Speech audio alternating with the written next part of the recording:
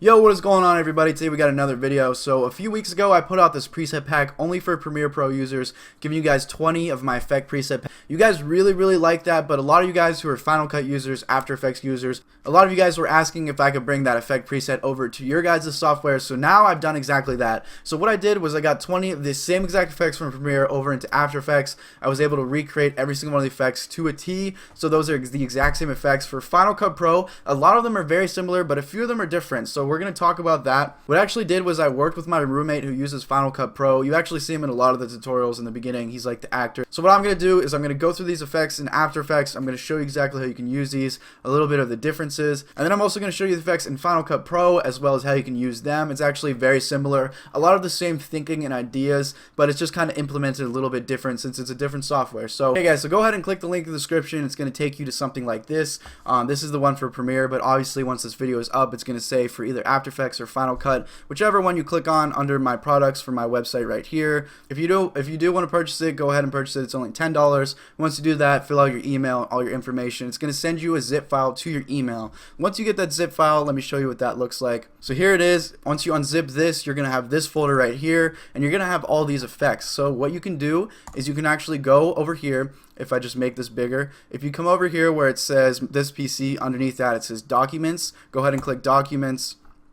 Go over here to Adobe, go over to Adobe After Effects, and then click User Presets, and then you can paste the folder right here, Max Novak Effects. Once you do that, restart After Effects, the folder will load in all of these preset effects, and then we're ready to go. Okay, so let's hop into After Effects. I'm going to talk a little bit about these without going too much into detail, just because I talked a lot about what they look like in the Premiere video. So if you do want full in-depth stuff about what they look like and how you can really use them, check that out. I'm just going to go through them and talk about a little bit of the differences. But anyways, if you guys didn't already know, I use Adobe Premiere Pro plus After Effects. So if you guys got it for Premiere Pro, but you use dynamic links like me, I highly recommend that you get this for After Effects also. If you would like to, if you like the effects and you'd like to use them in After Effects also, they're actually pretty useful. Here's an example of how I used it. This is the blood drip effect. So let me delete this just to show you guys how easy this is. So if you really want that cool liquefied looking blood drip that has like a reflection in it, what you can do is you can just copy and paste whatever clip that you want to do this on. Go over to Max Novak Effects, Max Novak blood drip, take that, put it on here, and you're going to see that it creates this cool reflection little blood drip. And then since this is masked, what you can do is just change the mask however you like, and what that's going to do is it's going to change around the blood drip however you like it. I think it looks really dope. And then you can just put this under that layer, and there you go. You have this cool little like blood drip head thing. Since it's keyframed to change around, you can keyframe the mask to make it change around. I think it looks really good. Called broken VHS bar. All you have to do is make a duplication. So Control C, Control V, throw that broken VHS bar on the top one, and what you're gonna see is this cool VHS bar, which is keyframed and move from the top of the screen all the way to the bottom. So kind of like this like distortion look, and you can always make the bar smaller or bigger, however you like it. There's one difference between this and Premiere. A lot of these effects are actually optimized for a 1920 by 1080 timeline. So if you're working in 1920 by 1080, it'll be fine. If you're working in something a little bit smaller, bigger, you might have to change the size of the effects and reposition it, but it's really not that big of a deal. But that is one difference I found between them. Alright, anyways, let's keep going down here. This one is one of my favorite from the Premiere pack. This is the butterfly effect text. So let's go ahead and take this butterfly effect text, throw it on here, and you guys are going to see the same exact thing that you saw in Premiere. So it's going to blur in like this, creating this liquefied distortion just like this. I think it looks really cool. Let's keep going down the line. This one's kind of self-explanatory. This is just some cinema bars you can throw in here. It'll just crop the video a little bit to get that black background. If you don't want to see the transparency, you can just turn that off like this. Some little letterboxing just to save you guys some time. And then it's just like the cinematic crop slowly opening up and showing the clip just like that. Another little cool cinematic transition for your videos. Another nice one, this is called fake pixel sorting. This is one that I kind of just messed around with a lot of settings for and got this kind of cool little distortion thing. I think that one looks dope, and you really don't have to change it a lot. Like I said, it's just kind of animated to move back and forth. Next up, this one might be my favorite in the entire pack. This is my improved ghost effect. So this one is just kind of messing around with the normal ghost effect, except I changed a lot of the settings and I added a few things just to make it a lot better. So I mixed together two effects, and I think it looks really cool. It's definitely 100 times better than the normal ghost effect that's already in there, or the echo effect. Two of the transitions, the purple haze spin and the purple haze zoom, which I talked about in my Premiere pack. So let's go ahead and make a cut, Control Shift D, and then we're going to want to transition to, let's say over here. So click Control Shift D again. Let's cut out that in-between stuff, and then we want it to transition from this clip right here to this clip right here. So here's what we're going to do. We're going to come here, we're going to move back by 10 frames, so click page up, 1, 2, 3, 4, 5, 6, 7, 8, 9, 10, and then we're going to make a cut, Control-Shift-D. Click page down, 1, 2, 3, 4, 5, 6, 7, 8, 9, 10. That'll put you back to the beginning. Then click page down 10 more times, 1, 2, 3, 4, 5, 6, 7, 8, 9, 10. So we're moving just 10 frames, both left and right, and then we're going to make another cut here. So Control-Shift-D. Now what we have are these two little mini clips. Select both of these, hold down Control, select both of them, right click, and then pre-compose these. So basically like nesting. Click OK, and then we're going to go back and we're just going to cut off the edges of this. So Control-Shift-D, we can delete that, and then cut off this edge right here, Control-Shift-D, and then delete that. So now what we have is we have this pre-composed clip, and it's taking a mixture of the one we want to transition from into the one that we're going to be transitioning into. Alright, so now we can add any of our transition effects. So say for example, we're going to add purple haze zoom. You're going to see it's going to spin just like that, and it's going to plop down just normal. So that's a nice one. And then we also have the same exact thing, the purple haze zoom, which we can throw on here. Stuff like that, and it's a cool little zoom effect just like that. We got a lot of lens distortion because I like lens distortion in a lot of my clips. Alright, so that looks good. This one is very like the blood drip. This is called Trippy Liquify. The only difference is it's not red. Here's what it looks like, and it's going to be keyframe just to be moving down like this. And then if you really want to, you can always just come here and just mask out whatever you want so that you kind of have like this bar maybe. So that you have it more of as like this kind of like liquefied bar that's sliding down the screen. So definitely something you can really do. You can always move around the mask. However you want to use this, I think this is a really cool thing you can get creative with. Alright, and then some basic ones, turn red and turn blue, just some stuff to save you time. Alright, this one is the VHS look, just drag and drop. It'll give you this cool VHS look using a lot of effects. Let me just zoom in here to show you. We got some nice grain going in here, and then also this kind of like blue hazing distortion, kind of like some RGB splitting that's going on here. I think that looks really dope. And then the last one we got is this Lamborghini High invert.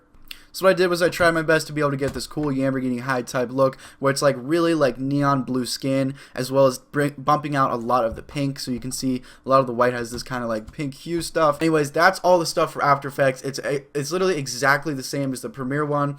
So if you want a little more info on the effects, go watch the Premiere video. Anyways, I hope you guys enjoy that one. I'm going to switch over to Final Cut now, and I hope you guys like that too. Thank you guys for all the support. I forgot to mention to find the folder to add the files to. So first, open up Finder and keep it there. Then go back into Final Cut. Select any clip. Go to File, Save Video Effects Preset, and just save it as anything. And create your own category, which I've already done. So now right-click it. Reveal in Finder, and it's going to bring up a second one. So effects presets right here is the folder you need to add them to. And once you have them both open, you can just find the folder. You can just find the downloaded files and drag them right over to the effects preset folder, and then they automatically appear in Final Cut. Alright guys, so we're going to hop into Final Cut right here. This is my roommate Evan. He's been in a lot of my tutorial videos just helping out. He uses Final Cut, so what I did was I went to him with my ideas, and then he helped me make the effects and help create them as best as possible. We even threw in 4 bonus effects for you guys, so I'm going to show them off to you guys in here. We got some cool stuff for you guys for all the Final Cut users. So the first thing we're going to start off showing is this RGB split ghosting effect. This is probably the #1 most useful thing that I put in that Premiere pack as well as the After Effects pack. This is 3 effects, and I'm going to show you this technique in Final Cut that's going to allow you guys to create an RGB split within seconds, as well as this cool RGB ghosting effect, all in Final Cut. So this is by far probably one of the most useful effects in this pack. Alright, with the clip you want to duplicate, just duplicate it twice. So Command C, Command V, Command C, Command V 2 times. Now stack them up. 1, 2, 3, and now in the pack tells you where to put them. So start with the top, which would be red. Put it at the top. Middle is green, and the bottom being blue. If the color of these clips is the same after you've done all that, then you're doing the right thing. All you have to do is one little step after that, and then you're going to be able to get this cool RGB ghosting effect. So now you're going to want to go to the beginning of your clip, and then you're just going to want to move over by 1 frame. Just like that, and then you're going to want to take the top clip, move that over by 2 frames. So now when you play this out, you're going to see this cool ghosting effect. Just like that. It looks pretty dope. And the more you move around the clips, the more that ghosting effect is going to be delayed. So the cool thing about this effect is you can literally add this RGB split onto anything you do. So any transition you find in the pack, any of the spins, any of the zooms, if you want to make that an RGB spin, an RGB zoom, you can take this method and you can apply that within seconds. So in reality, this is really like letting you diversify all of your effects. You can use this to really create your own effects by combining them, and it just looks really cool. Alright, so here's how we're going to be able to do these transitions. The first thing you're going to do is you're going to find the place where you want to make your transition. So we're going to be transitioning from this green clip of Shia LaBeouf to this clip of this ghost walking. You're going to find the place where it's in between. You're going to put your cursor there, and then you're going to move over 10 frames to the left. So just click the left arrow key 10 times. It's going to move you over 10. Then what you're going to want to do is you're going to make a cut at that point. So you're going to click Command B. It's going to make a cut. Move over back to the middle, so 10 clicks to the right. And then you're going to move over 10 more clicks to the right and click Command B again. Then with those two clips, what you're going to do is select both of them, right click on them, click New Compound Clip. That's kind of going to pre-compose them together. So now you have this kind of like split together clip for the transition. You can apply any transition effect you want onto this, and it's going to create something really cool. So for example, we're going to apply the zoom transition. The zoom transition is going to look something like this. Alright, so we got that nice zoom, and like I said, you can always do that RGB thing to get an RGB zoom. Alright, so now we're going to show you the spin transition. Same exact thing, we're going to keep that nested clip, we're just going to get rid of the zoom, and we're going to apply this spin transition. So follow the same steps, make sure you guys get that pre-comped little layer in between, and then apply your spin transition. This is what that's going to look like. Just like that. So it looks pretty cool. Like I said, you can apply any other effects. You can create your own effects using any of these, combine however you'd like. The final transition is one I made. I call it the eruption transition. It's basically like a little volcanic type deal going on. And also we have this glitchy transition. I like that one. There's like some RGB splitting on that, like already built in just to the effect. Yeah. Alright, next we have the overlay effects. Those are all going to be applied to the clip you bring on top of the original clip on the timeline. The distant overlay one brings the clip on top, just backs and keeps bringing it forward. You can create your own type of effect with that one. Basically all the overlay effects work in that sense, and the push down and push up ones use more effects, which I'll show you in 1 second. It's just going to crunch down the top image and blur it out, gray it out. Now to quickly go through the main effects, just the main clip effects, we have a hue rotation. We have a nice cycle of hues going on here, just changing the colors a bit. And everything's stretched to fit, so whatever frame rate you have, it'll stretch to that. If you want it to move faster, just split the clip and make it smaller, and then add it. It'll cycle through a lot quicker. Like so. Now we have the cinema bars, and I'll just preview them on the side. Basically for that cinematic look. An old news filter. I'll play it for you. It sort of glitches and keeps on moving, like a broken TV. The paranormal cam filter, which is like a ghost hunter look. Pretty sweet. And you can change the light and how dark it ends up. We have like a sinister filter from the inspired from the movie, which gives like an old classic look from an old VHS camera. We have turn red and blue. Just the two basic colors. It's a quick transition, and it's made to stick right in the middle of the clip. The twitch goes in the beginning of the clip. So wherever you want it to happen, you want to go to the clip after instead of before. So just like this. It just glitches out and changes like that. Very simple, very smooth, very sweet.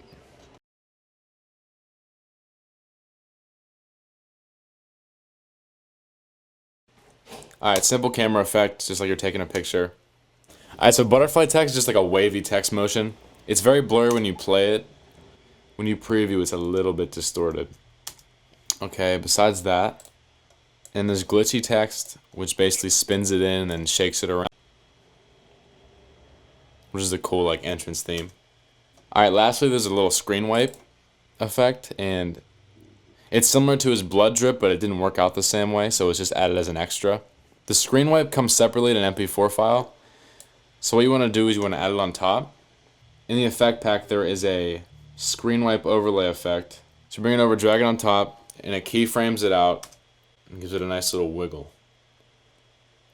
So just basically just slides on the screen. A little wiggle motion, just something extra. Hopefully you guys enjoyed this really bad explanation of these effects. Now I feel like it's time for Max to talk again, so here you go.